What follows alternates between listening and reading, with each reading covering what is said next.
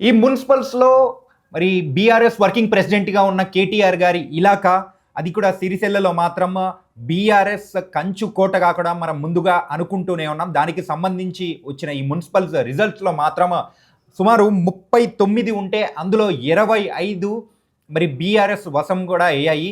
కాబట్టి దీన్ని బట్టే మనకు అర్థమైపోవచ్చు కేటీఆర్ గారు లాస్ట్ మరి 3 టర్మ్స్ నుంచి కూడా ఆయన మరి సిరిసిల్లకు ఎంతవరకు ఆయన అభివృద్ధి చేశాడు అనేదే అక్కడున్న ప్రజలనేది కూడా చెప్తున్నారు. ఒక 10-12 సంవత్సరాల క్రితము ఉన్న మరి సిరిసిల్లకి, ఇప్పుడు ఉన్న సిరిసిల్లకి ఎంత డెవలప్‌మెంట్ కనిపిస్తోందో దానికి సంబంధించి అక్కడ ఉన్న ప్రజలు కూడా బీఆర్ఎస్ వైపు మగ్గు చూపుతున్నారనేది కూడా అర్థమవుతుంది.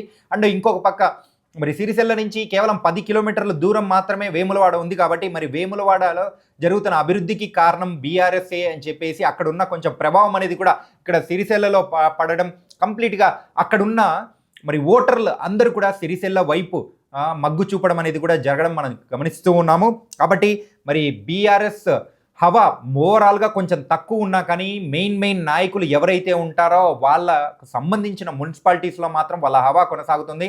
అందులో భాగంగానే ఇప్పుడు కేటీఆర్ గారి నియోజకవర్గం అయిన మరి సిరిసిల్లలో కూడా 39కి గాను 25 బీఆర్ఎస్ వశం చేసుకోవడం అనేది కూడా గమనిస్తూ ఉన్నాము. మెయిన్‌గా అక్కడ కేటీఆర్ గారిని మరి ఆయన చేసిన అభివృద్ధి పనులను మరి ఢీకొట్టి మరి కాంగ్రెస్ మరి సఫలీకృతం కాలేదు అని చెప్పేసి దీన్ని బట్టే అర్థమవుతుంది. సొంత ఇలాకాలో మాత్రం కేటీఆర్ తన జెండా అనేది కూడా పాతడం గమనిస్తూ ఉన్నాము.